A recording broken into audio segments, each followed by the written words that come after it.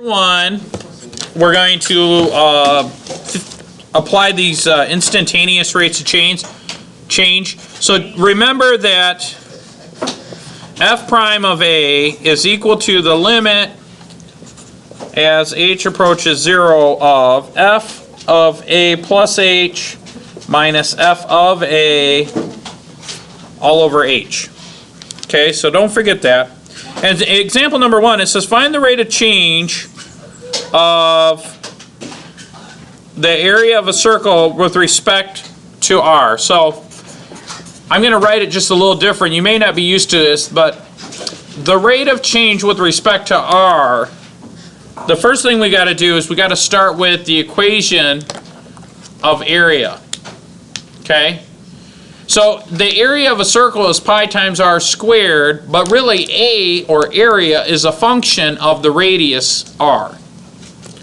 So now what we want to do then is what they're asking us to do is find a prime.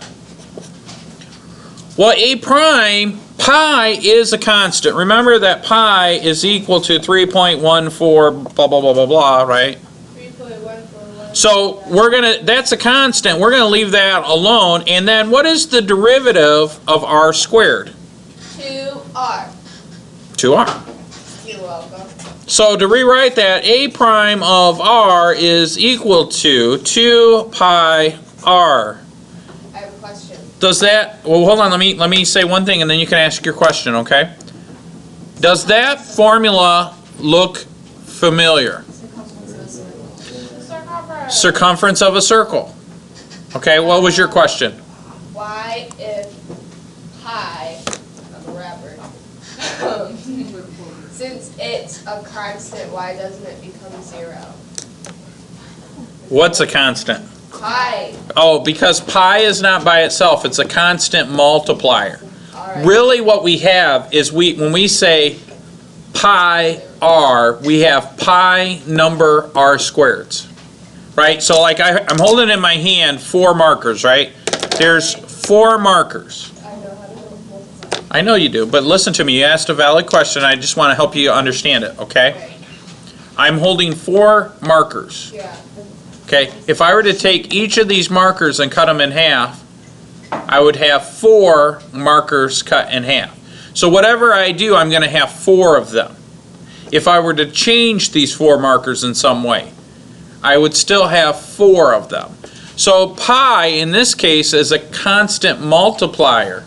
It's a scalar, and that doesn't change. Does that make sense? So we have pi numbered r squares. That's how many r squareds we have. So when we go to take the derivative of r squared, that changes, but how many do we have? Pi of them. So we don't do anything with it. But if I just had pi, and pi wasn't a scalar multiplier, and when I take the derivative of that, I technically would end up with 0 because there is no rate of change of a constant, right? Because the rate of change refers to the variable itself. As the variable changes, because our area is a function of the variable r. In other words, the area is dependent on the value of r. So what we're looking at is how r changes. So the derivative is really a determination of how r changes the area. Well, if I were to add plus 1, well, if I change the radius, it's the radius that changes the area. This plus 1 doesn't change at all. So when I go to study the behavior of how things change, this plus 1 doesn't change anything because r is arbitrary. Does that make sense? Okay. R is arbitrary. Arbitrary. That's a good word. You guys use that all the time, don't you?